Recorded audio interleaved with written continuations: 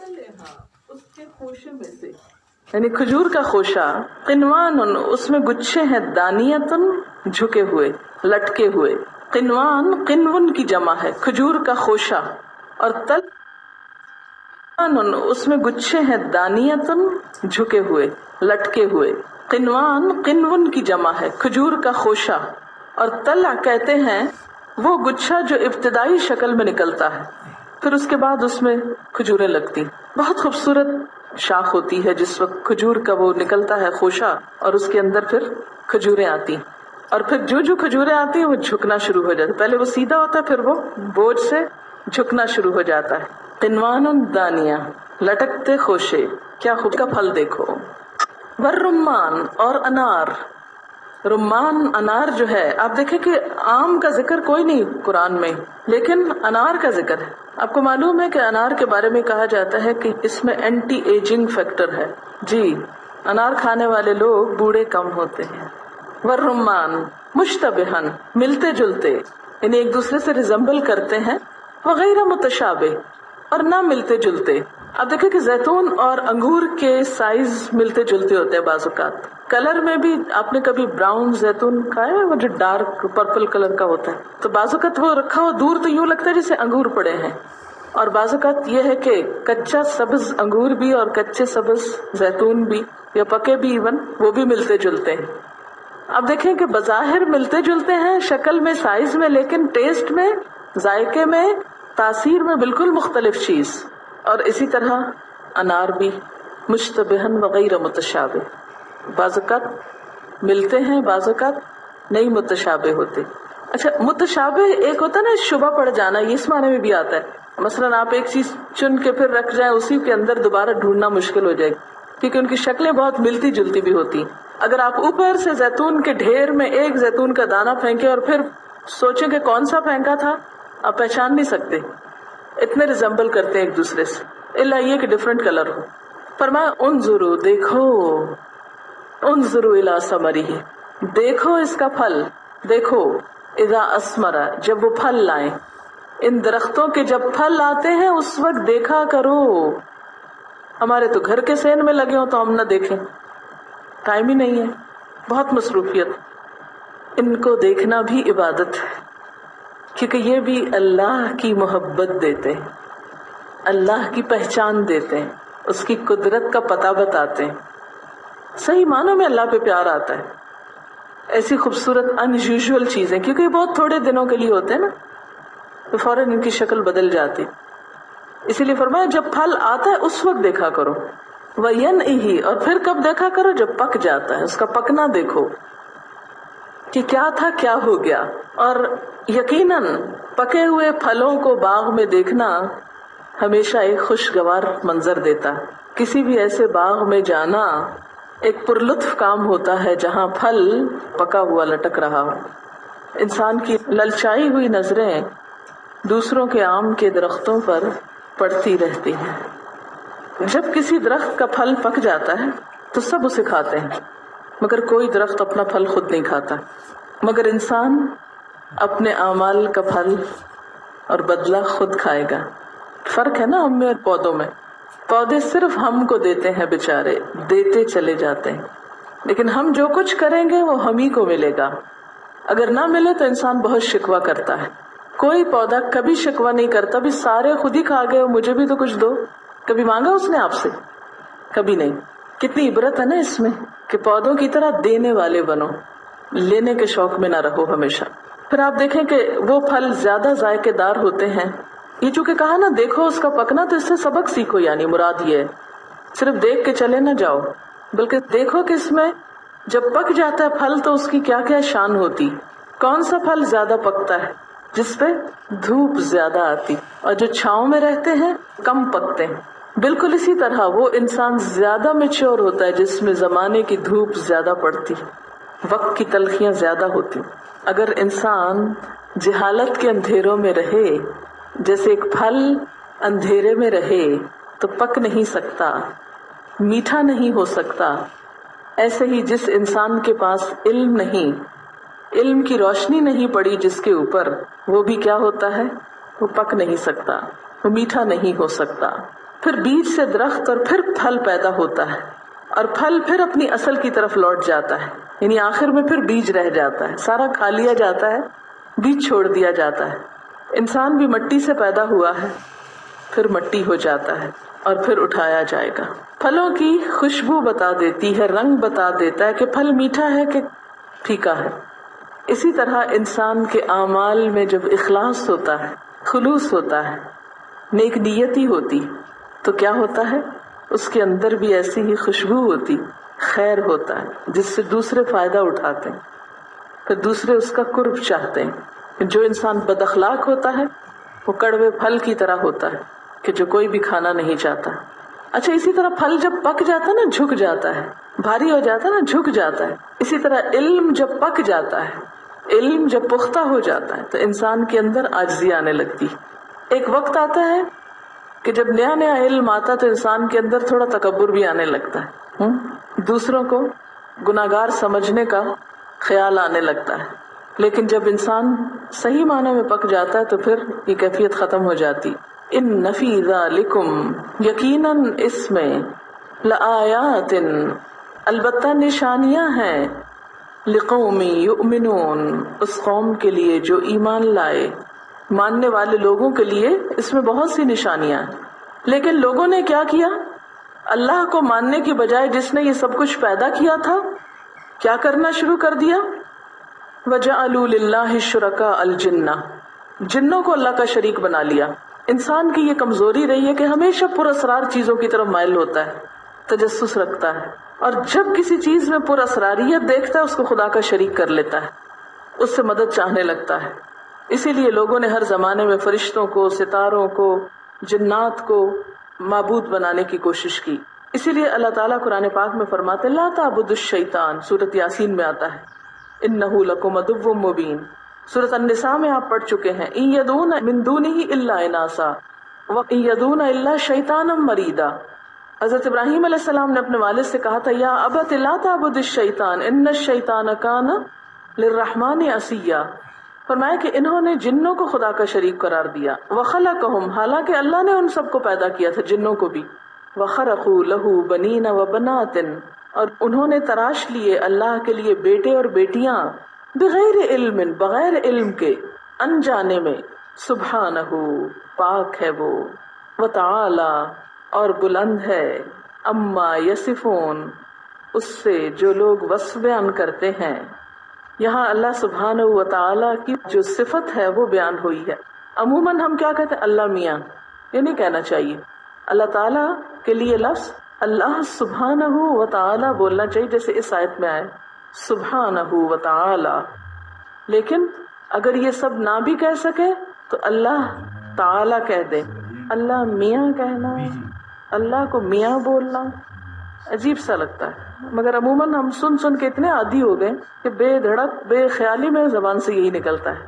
مگر کوئی بات نہیں، کوشش تو کرنی چاہیے کہ ایک ایسے لفظ کی بجائے ایک اچھا لفظ استعمال کریں۔ سبحانہ و تعالی عما یصفون، یہ جن خدا کے شریک نہیں، وہ پاک ہے اس سے، اور بہت بلند ہے جو لوگ باتیں کرتے ہیں۔ اللہ کی ذات ان تمام چیزوں سے بہت بالا، وہ اتنا بلند ہے کہ کوئی سوال ہی پیدا نہیں ہوتا کہ کوئی جن اس کا شریک بن سکے یا اس تک رسائی حاصل کر سکے۔ یہ سب جنات تو دراصل کیا ہیں؟ اللہ کی مخلوق ہیں۔ بدیع السماوات والارض، نئے سرے سے پیدا کرنے والا ہے آسمانوں اور زمین کا۔ انا یکون لہ ولد، اس کا کوئی بیٹا کہاں سے ہو سکتا ہے؟ ولم تکن لہ صاحبہ، اس کی تو کوئی بیوی نہیں تھی، تو بیوی کے بغیر بیٹا کیسے ہو گیا؟ تمہارے تو بیوی کے بغیر بیٹے نہیں ہوتے، تو اللہ کا کیسے ہو گیا؟ یعنی ایک عقل کو لگتی بات ہے نا، دنیا میں تو عموماً ایسا نہیں ہوتا، تو اللہ سے تم نے یہ چیز کیسے منسوب کر لی؟ وَخَلَقَ كُلَّ شَيْءٍ، اسے بیٹے کی کیا ضرورت، اس نے تو ہر چیز کو بنایا ہے۔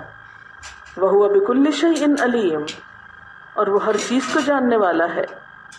ذَلِكُمُ اللَّهُ رَبُّكُمْ، یہ ہے اللہ رب تمہارا، لا الہ الا ہو، کوئی الہ نہیں مگر وہی، خالق کل شیء، ہر چیز کا پیدا کرنے والا، فاعبدوہ، بس اسی کی عبادت کرو. وَهُوَ عَلَى كُلِّ شَيْءٍ وَكِيلٌ، اور وہ ہر چیز پر کارساز ہے، ہر کام جانتا ہے. لا تدرکہ الابصار، نگاہیں اس کو نہیں پا سکتی. یعنی اللہ تعالیٰ ایسی ہستی ہے کہ کوئی آنکھ اس کو دیکھ نہیں سکتی.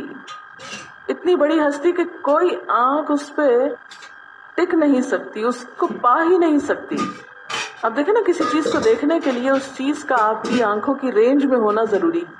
وہ اتنا بلند و بالا ہے کہ تمہاری رینج میں ہی نہیں. وَهُوَ يُدْرِكُ الْأَبْصَارَ، اور وہ نگاہوں کو پا لیتا ہے. قرآن پاک میں آتا نا، لَيْسَ كَمِثْلِهِ شَيْءٌ، اس جیسی کوئی چیز ہی نہیں. وَلَمْ يَكُنْ لَهُ كُفُوًا أَحَدٌ، اور نہ کوئی اس کا ہمسر ہے. لیکن ہمارے بارے میں وہ خوب جانتا ہے، ہم سے پوری طرح باخبر ہے. وَهُوَ اللَّطِيفُ الْخَبِيرُ، اور وہ باریک بین بھی ہے، باخبر بھی ہے. یہ جو آیت ہے کہ نگاہیں اس کو نہیں پا سکتی، لا تدرکہ الابصار، تو اس کا مطلب کیا ہے کہ کوئی آنکھ اس قابل نہیں کہ اللہ تعالیٰ کو دیکھ سکے.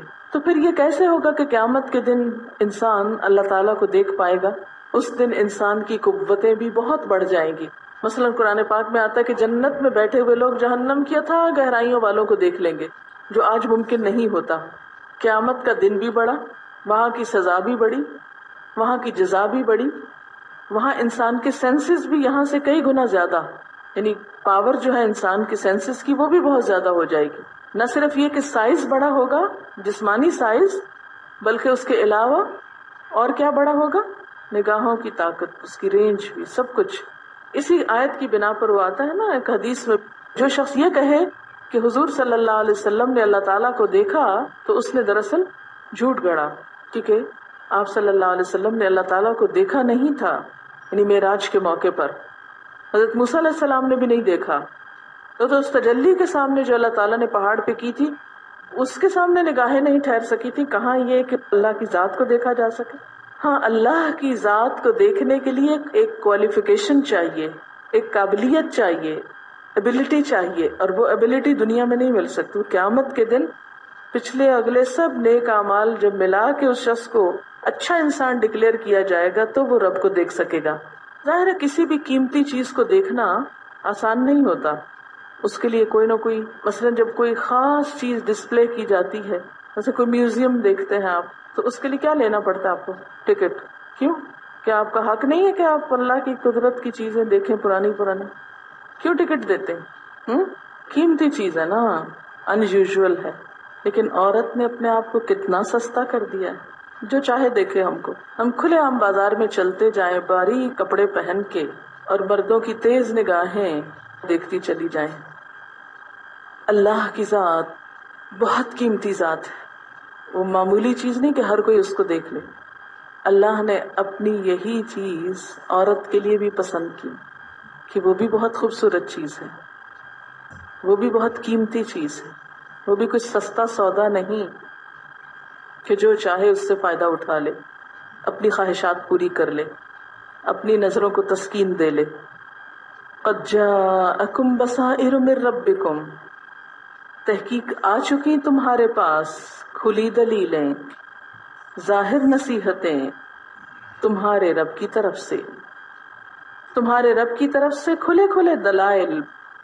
بصیرت کی جمع ہے بصائر. بصیرت کا معنی ہے عقل، سمجھ، عبرت، دلیل، حجت، روح، یہ سب معنی. جسم کے لیے بصر ہوتی ہے اور روح کو دیکھنے کے لیے بصیرت ہوتی، دل کی روشنی مراد. اور یہاں مراد کیا ہے کہ قرآن کے وہ دلائل جو جگہ جگہ اللہ تعالیٰ نے بیان کیے ہیں. قد جاءکم بصائر من ربکم، تمہارے پاس تمہارے رب کی طرف سے کھلی کھلی دلیلیں آ چکی ہیں. یعنی وہ دلائل آ چکے ہیں جن کے ذریعے ہدایت کا راستہ مل جاتا ہے. اچھا، انگریزی کا بھی ایک محاورہ ہے نا، eyes are the windows of the soul. دل میں جو کچھ ہوتا ہے وہ کہاں سے نظر آتا ہے؟ نفرتیں، محبتیں، چاہتیں، سب نگاہوں سے. تو اسی طرح نگاہ ہی ایسی چیز ہے کہ جو اندر کے معنی دیکھتی. فمن ابصر تو جو دیکھ لے ان نگاہوں کو، دل کی نگاہوں کو استعمال کر کے، فلنفس سے، تو اس کی اپنی ذات کے لیے ہے اس کا دیکھنا، اسی کو فائدہ مند ہوگا. ومن عمی، اور جو اندھا بنے، فعلیہا، تو اسی کی ذمہ داری، یعنی جو اللہ کے احکامات کو سمجھ لے اس کا اپنا فائدہ، اور جو نہ سمجھے اس کا اپنا نقصان. وما انا علیکم بحفیظ، اور میں تم پر کچھ نگران نہیں ہوں، میرا کام تو صرف پہنچانا ہے، نگرانی تو اللہ کر رہا ہے، کون مانتا اور کون نہیں مانتا، کون احکام جان کر بھی نظر انداز کرتا ہے. وَكَذَلِكَ نُصَرِّفُ الْآيَاتِ، اور اسی طرح ہم پھیر پھیر کے بیان کرتے ہیں آیات، یعنی بار بار سمجھاتے ہیں ایک بات. وَلِيَقُولُوا، اور تاکہ وہ کہیں درستہ کہ تم پڑھ کر آئے ہو. ہم اپنی آیات کو بار بار مختلف طریقوں سے بیان کرتے ہیں، اور اس لیے کرتے ہیں کہ یہ لوگ کہیں کہ تم کسی سے پڑھ آئے ہو. وَلِنُبَيِّنَهُ لِقَوْمٍ يَعْلَمُونَ، اور تاکہ ہم اس کو بیان کریں ان لوگوں کے لیے جو علم رکھتے ہوں. بار بار اللہ تعالیٰ آیات کیوں بیان کرتے ہیں؟ کیونکہ کچھ لوگ تو محض حجت بازی کرتے ہیں اور کچھ حقیقت کو سمجھ کر مان جاتے ہیں. اگر ایک دفعہ بات سمجھ میں نہیں آئی تو دوسری دفعہ سمجھ جاتے ہیں. اتبع، آپ پیروی کیجئے. اتبع، پیروی کیجئے. کس چیز کی پیروی؟ ما اوحی الیک من ربک، جو وحی کیا گیا ہے آپ کی طرف، آپ کے رب کی طرف سے. کیا وحی کیا گیا؟ قرآن.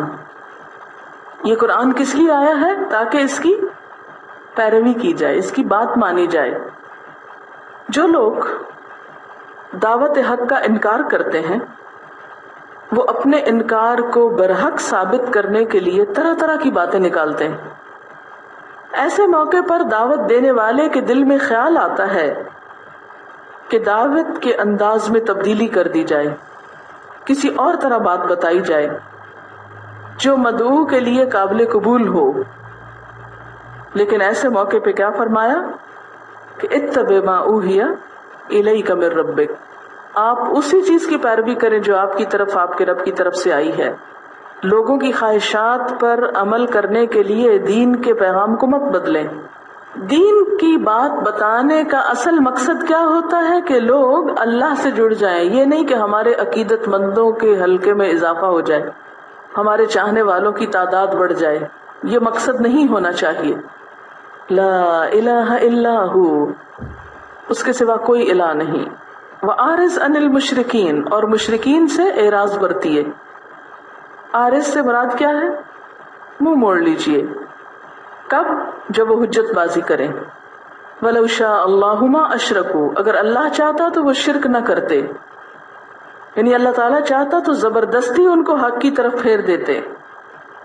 وَمَا جَعَلْنَاكَ عَلَيْهِمْ حَفِيظًا، اور ہم نے آپ کو ان پر نگہبان نہیں بنایا، نگران نہیں بنایا. اگر آپ زبردستی لوگوں کو ایمان کی طرف لا سکتے ہوتے تو کوئی شخص بھی کافر نہ رہتا. وَمَا جَعَلْنَاكَ عَلَيْهِمْ حَفِيظًا وَمَا أَنْتَ عَلَيْهِمْ بِوَكِيلٍ، اور آپ ان پر نگران بھی نہیں. وآخر دعوانا ان الحمد للہ رب العالمین. سبحانک اللہم وبحمدک نشہد ان لا الہ الا انت نستغفرک ونتوب الیک. السلام علیکم ورحمۃ اللہ وبرکاتہ.